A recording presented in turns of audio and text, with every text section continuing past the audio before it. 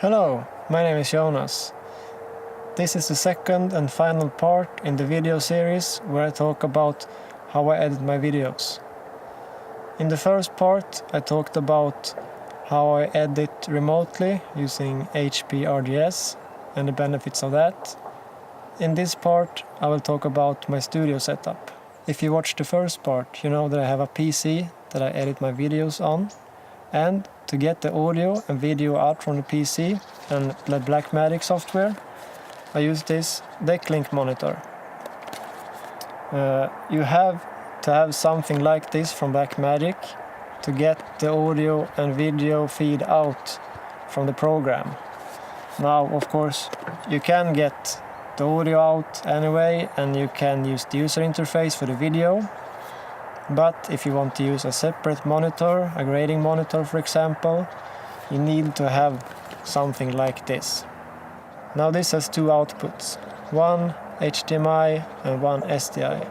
I use the HDMI to connect to my television, and I use the SDI to use for my grading and program monitor, my primary monitor. Now, as my program monitor and grading monitor, I use an Eizo ColorEdge 24-inch monitor, which has the ability to take a 10-bit signal. Now it is a bit difficult to get 10-bit into the monitor. It has an HDMI input, but it doesn't work really well with the Blackmagic card. So I use this HDLink Pro, which accepts an SDI input and converts it to full-size DisplayPort. This makes it possible to get a 10-bit feed into the Eizo ColorEdge monitor. I also use two of these 6 audio outputs to my speakers, so I have a synced audio and video feed, which is really important when you're editing. You don't want to be out of sync. Now, for audio, I found it to be very important to read up a bit on room acoustics, because there's no point in having nice, expensive audio speakers if you don't treat your room. On the primary reflection points I have absorption. I also have absorption behind me. I have bass traps in the corners. I have carpet on the floor, and I have a sofa in the back to help absorb audio and make the audio, the acoustics, cleaner in the room. Now it's also important to have a perfect triangle between the speakers and your ears. And this can be a bit of a problem if you use dual computer screens for user interface. Now, if you watch the first part, you know that I use my laptop and work remotely on my PC through that, and I only use the laptop monitor for my user interface. So I have the laptop in front of me on a stand with a separate keyboard and mouse, and then I have placed the Eizo grading monitor behind that one. And this works really well because I can have the proper distance to the speakers, between the speakers and my ears. If you have a larger room and can have a bigger distance between the speakers and sit further away from them, you probably could fit dual monitors.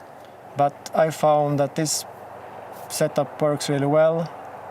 As you know, if you watched the first video, I like to sit with my morning tea and the laptop and work in the morning, and then after lunch or a bit later in the morning, I take my laptop into the studio and I just place it on the stand, switch on my speakers and my grading monitor, and it's ready to go, because those are already connected to the PC in the room next to it. It's important to have a color-neutral room when you grade. Preferably you would have gray walls. If you have black or white objects, that's fine.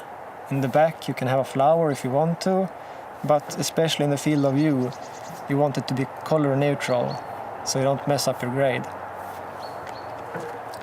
I use this bias lighting. It's an LED strip from Medialight that I attached to the back of my grading monitor. It lights up the wall behind it, which is gray. This gives me a reference point.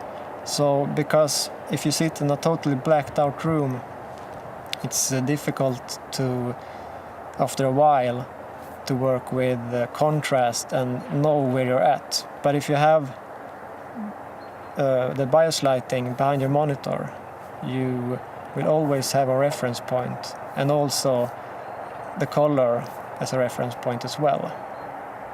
If you're really serious about grading, there are special blends of gray which you can paint your walls in. I also use a 6500 Kelvin light in the back of the room. So that's basically my studio setup. If you have any comments or questions, please leave them down below. Thanks for watching. Goodbye.